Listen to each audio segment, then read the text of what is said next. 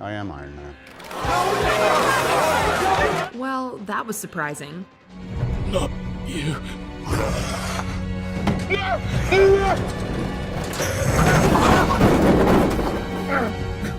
Welcome to Watch Mojo, and today, we're counting down our picks for the top 20 movies that exceeded expectations. For this list, we're looking at movies that did far better than we anticipated based on critical reception, box office numbers, and awards. Number 20, Kingsman: The Secret Service. Spy movies are usually pretty entertaining, but Kingsman surprised everyone with how unique it was. My point is that the lack of a silver spoon has set you on a certain path, but you needn't stay on it. If you're prepared to adapt and learn, you can transform. Oh, like in My Fair Lady. Oh, I don't full of surprises. The film follows a foul-mouthed criminal teen who trains to become an organization's next secret agent. Marketing couldn't show just how vibrantly violent and darkly comedic the movie was.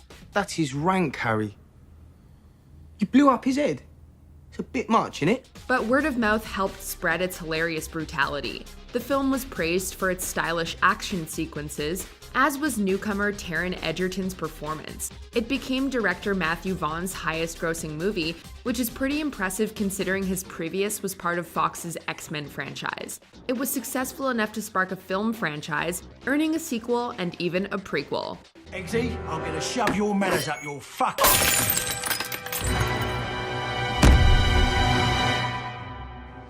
So, are we gonna stand around here all day? Or are we gonna fight? Number 19, Slumdog Millionaire. An underdog story through and through, Danny Boyle's masterpiece did far better than anyone could have guessed. I can safely say that tonight is the biggest night of both our lives. The film follows Jamal Malik, a Who Wants to Be a Millionaire contestant accused of cheating, who tells his life story to show how he knows each answer. Are you ready for the final question?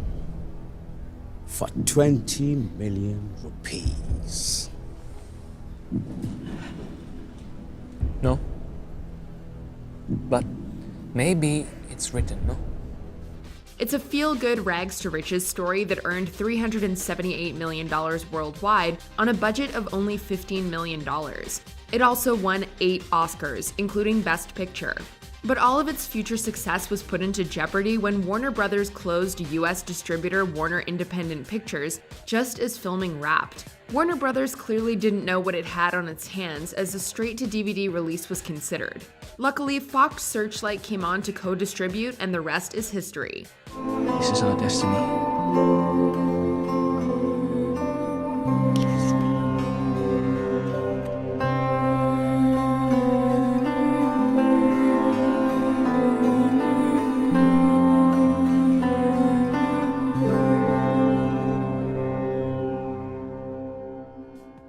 Number 18, Napoleon Dynamite. There are plenty of indie movies that became box office giants, though not many are as big of a cultural phenomenon as Napoleon Dynamite was. The comedy follows an exceptionally odd teen who attempts to help his friend win the school class presidency. Do you think people will vote for me? Heck yes, I'd vote for you. Like, what are my skills? Well, you have a sweet bike, and you're really good at hooking up with chicks. Featuring an incredibly unique sense of humor, the film was made for a mere $400,000. Only $1,000 of it went to star John Heder. Pauline, give me some of your tots. No, go find your own. Come on, give me some of your tots. No, I'm freaking starved. I didn't get to eat anything today. However, a successful showing at Sundance led to Fox Searchlight's purchase, which led to a limited theatrical run followed by a wide release, and a worldwide pull of $46 million. Heder was able to renegotiate his contract to earn more, and you couldn't go to a department store without seeing Vote for Pedro t-shirts everywhere. Vote for Pedro. Vote for Pedro. Vote for Pedro. Vote for Pedro. Vote for Vote for Pedro. Vote for Pedro. Number 17, Saw. The Saw franchise is one of the most successful of all time, but it has a very humble origin. Hello, Amanda. You don't know me, but I know you. I want to play a game. It began as a low-budget short film so that writers James Wan and Lee Winnell could receive funding. That funding was only around $1.2 million, and the production only lasted 18 days. That clock. What about it? It's brand new. So, somebody obviously wanted us to know the time. Directed by Wan and co-starring Winnell, Saw was a monster hit at Sundance and TIFF. In theaters, it pulled $103 million, making it one of the most profitable horror movies of all time. It ushered in a new horror trend that Hollywood would be obsessed with throughout the 2000s, itself receiving several sequels. More importantly, it jump-started Wan and Winnell's careers as modern horror icons. Number 16, Star Trek. Although J.J. Abrams had made a name for himself in TV, this 2009 reboot of the beloved sci-fi series was only his second feature directorial effort after Mission Impossible 3. Well, if you're half the man your father was, Jim, Starfleet could use you. You can be an officer in 4 years. You can have your own ship in 8. Not only that, but there hadn't been a new movie in 7 years. And with the franchise's reputation for odd-numbered entries being less than great, the 11th overall film had fate stacked against it. Your argument precludes the possibility of a no-win scenario. I don't believe in no-win scenarios. However, the back-to-basics plot, fantastic cast, and incredible effects made Star Trek a hit. It earned a couple of sequels, helped begin an era of new TV shows, and led to Abrams jumping into another cherished sci-fi film series. What about that ship? That one's garbage!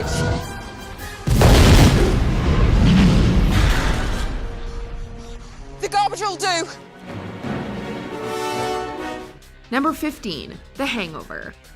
You'd have been forgiven for writing this one off as just another raunchy comedy from the director of Old School. And while it featured plenty of risque jokes, it was also much more clever than anyone could have guessed. It's not gambling when you know you're going to win. Counting cards is a foolproof system. Following an especially wild bachelor party, 3 friends awaken to find the groom missing and must piece together the previous night. I don't think I've ever been this hungover. After the Hard Rock, I blacked out. It was like emptiness. Okay. We have up until 10 p.m., so that gives us a 12-hour window where we could have lost him. It's hard not to get sucked in by the mystery, as every scene adds another piece to the absurd puzzle. And every hilarious encounter is navigated by rising stars Bradley Cooper, Ed Helms, and Zach Galifianakis. With a budget of $35 million, it brought in $469 million worldwide, and spawned 2 sequels, for better or for worse. Guys, one time. Deal? Deal. Deal. Okay.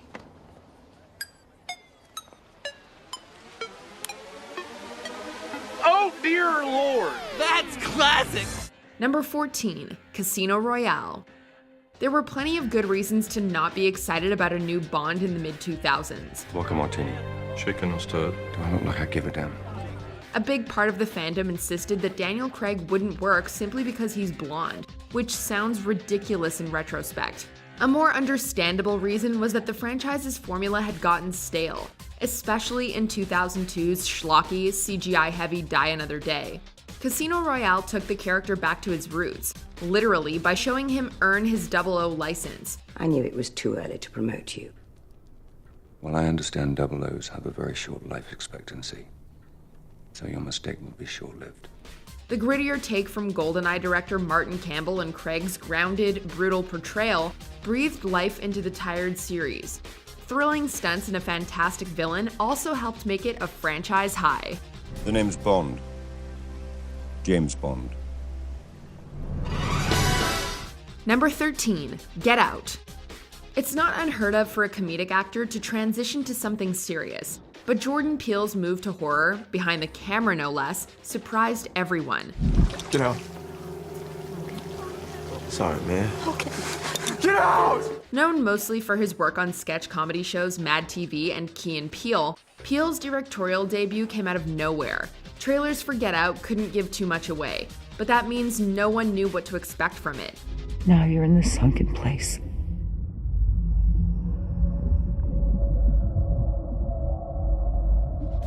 It ended up being an incredibly clever and chilling tale about institutional racism, as well as one of the most important horror films in recent memory. On a budget of $4.5 million, it brought in $272 million worldwide. It also earned 4 Oscar nominations, with 1 win to Peele's screenplay, which is incredibly rare for the genre. Oh, no. No. No. No, no, no, no, no, no, no, no, no, no, no, no. I'd do something. That's not my experience. Not at all. Number 12, the Lego Movie. At first glance, or maybe even the second and third, the Lego Movie seemed like a cash grab feature meant only to sell more of the iconic bricks to kids. What do? I don't have my instructions.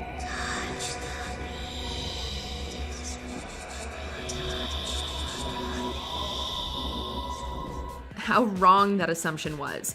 Following an ordinary construction worker prophesied as special, the movie told an interesting story about conformity. Park between the lines.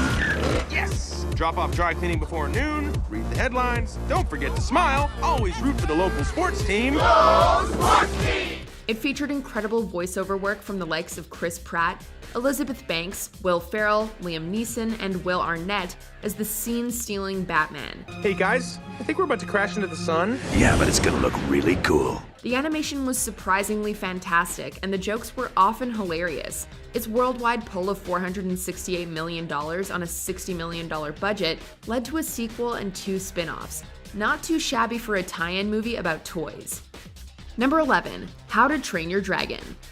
This adaptation of Cressida Cowell's book has turned into one of DreamWorks' most successful franchises, though you wouldn't have guessed it back in 2010. So I guess we'll share? Reddit. All mine then. Wow. So, okay. I'll see you, tomorrow. Marketing didn't make it look very original or special from DreamWorks' other works, like Shrek or Madagascar. Everything we know about you guys is wrong.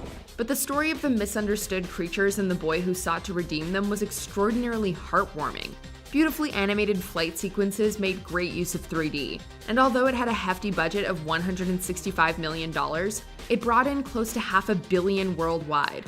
2 Oscar nominations, 2 sequels, and numerous TV spin-offs later, How to Train Your Dragon stands as the gold standard for the studio's animation capabilities. Turns out all we needed was a little more of this. You just gestured to all of me. Number 10, Pirates of the Caribbean, The Curse of the Black Pearl. While the franchise has definitely fallen from grace, the first entry was a stellar adventure movie, but it was the family-friendly Disney's first PG-13 film, and it didn't exactly draw positive word of mouth for being based on a theme park ride. Well, devils were black, you were really bad. You got me hot as yo-ho!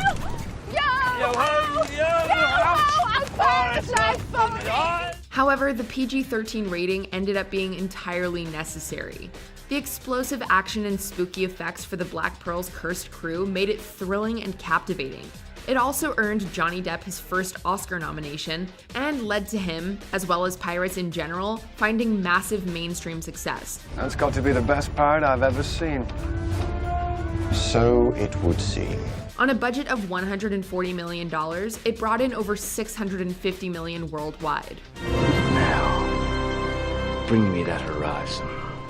Number 9, Batman Begins. Christopher Nolan is one of the biggest directors working today, but at the time he signed on to Batman Begins, he was yet unproven with big-budget productions. Not only that, but the Caped Crusader's reputation had taken a hit thanks to 1997's overly cheesy Batman and Robin.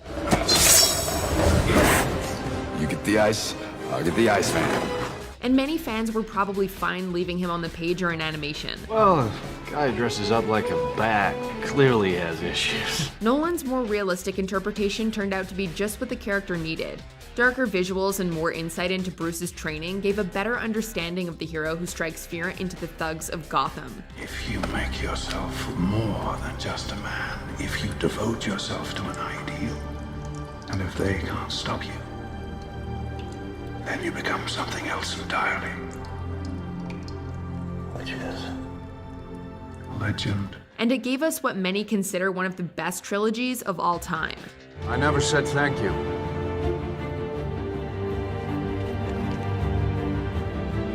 And you'll never have to.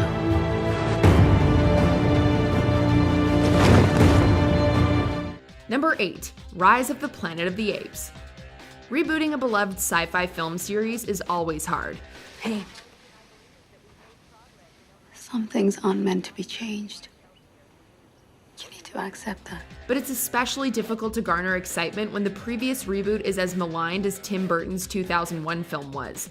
Add on the fact that this movie was swapping out practical effects for CGI, and it left some moviegoers scratching their heads. I swear, you know everything about the human brain except the way it works. However, said CGI effects were astonishing, earning several prestigious awards and an Oscar nomination. Andy Serkis's layered mocap performance as Caesar was heart-wrenching, carrying the fascinating origin of the hyper-intelligent apes.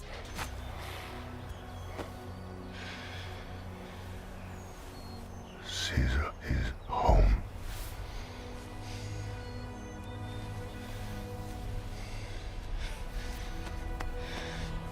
As a result, Rise became the highest-grossing film in the series at $481 million worldwide.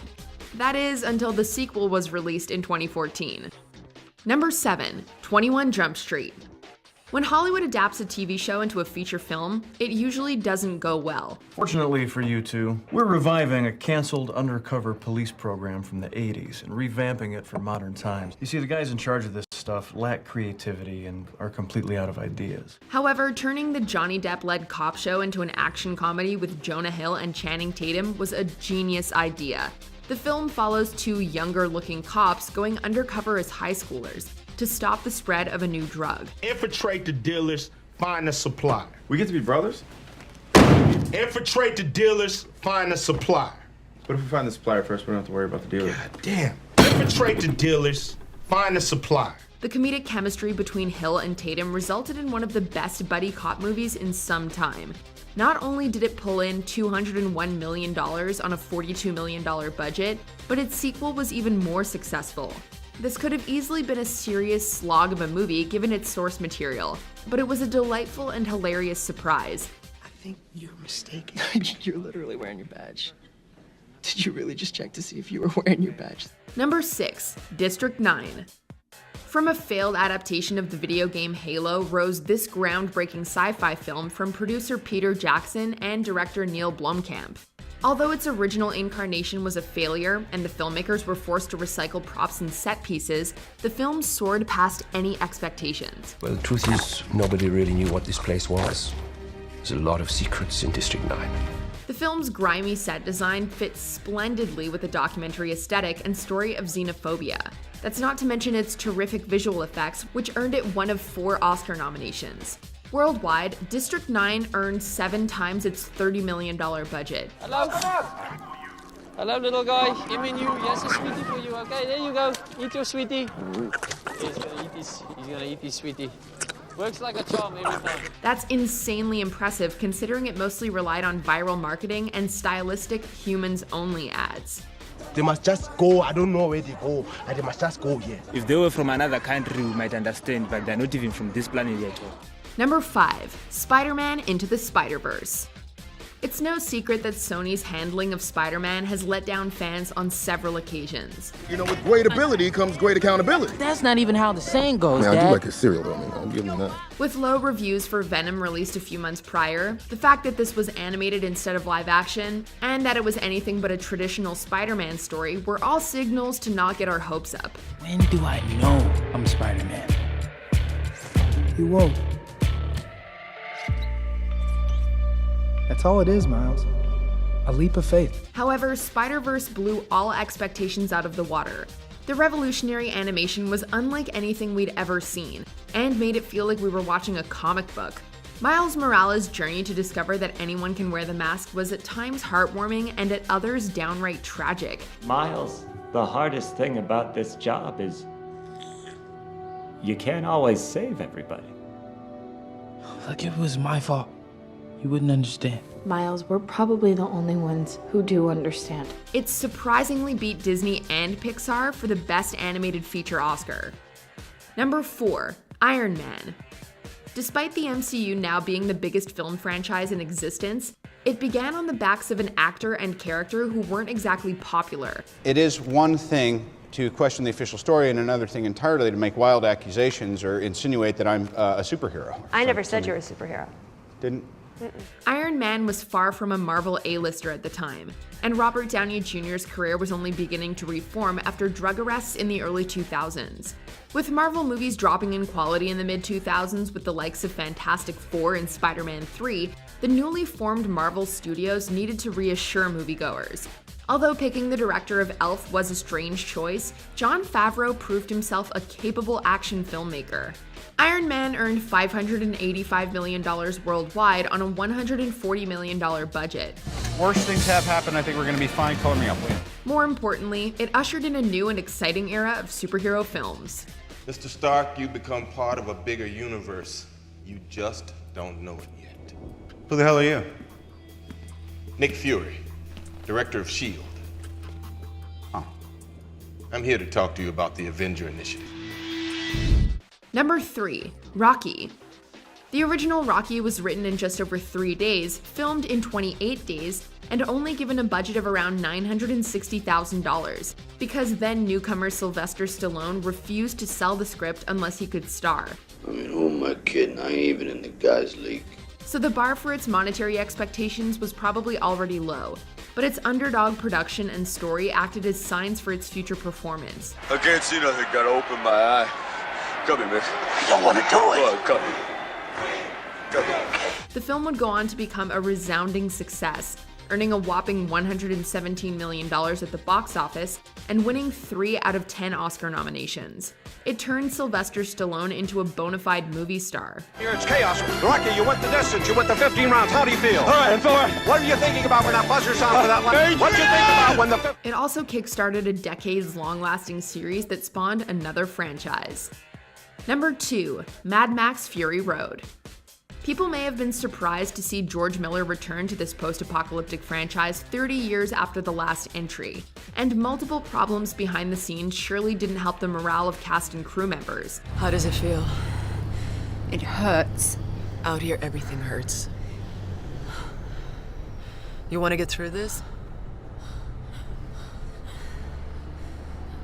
Do as I say. However, what was achieved is now considered one of the best action films of all time. A simple plot and high-octane thrills meant any general moviegoer could be entertained. The film was praised for Charlize Theron's intense performance. Did you see it? She went under the wheels. Did you see it? She went under the wheels. We keep moving. No! We keep moving! And the use of practical effects and real modified death cars bolstered the film's extreme chase sequences. While it didn't necessarily wow at the box office, it did win 6 Oscars out of 10 nominations, an unheard of feat for action movies.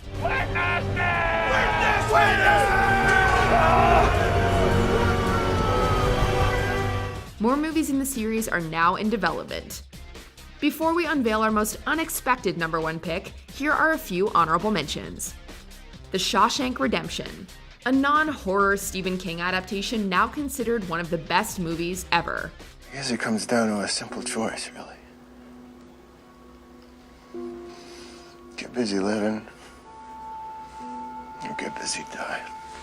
Titanic, a historical romance with 11 Oscar wins. You learn to take life as it comes at you. Oh, here you go, Cal. To make each day count. Well said, Jack. Yeah. To making it count. Mean Girls, a teen comedy that's much deeper than you think. Being at Old Orchard Mall kind of reminded me of being home in Africa, by the watering hole, when the animals are in heat. Edge of Tomorrow, a clever twist on time loops. The ship is going to explode! What are you doing? Find me when you wake up. What? Come find me when you wake up. Deadpool proved that R-rated superhero movies could be box office juggernauts. I'm gonna do this the old-fashioned way, with 2 swords and maximum effort. Hear the music. Before we continue, be sure to subscribe to our channel and ring the bell to get notified about our latest videos. You have the option to be notified for occasional videos or all of them. If you're on your phone, make sure you go into your settings and switch on notifications. Number 1. Star Wars Episode 4: A New Hope. It might be strange to think about now, but Star Wars did not have a strong start. George Lucas and 20th Century Fox were initially convinced it wouldn't perform well among other blockbusters that summer. I got a bad feeling about this. Apparently, many theater chains held the same belief, as the film only received a limited release in around 40 theaters. But swarms of crowds wanting to see the movie led to a much wider release, pulling in $503 million on an $11 million budget. Look, I ain't in this for your revolution, and I'm not in it for you, Princess. I expect to be well paid. I'm in it for the money. You needn't worry about your reward. If money is all that you love, then that's what you'll receive. Star Wars earned 7 Oscars, and its cast were made superstars overnight.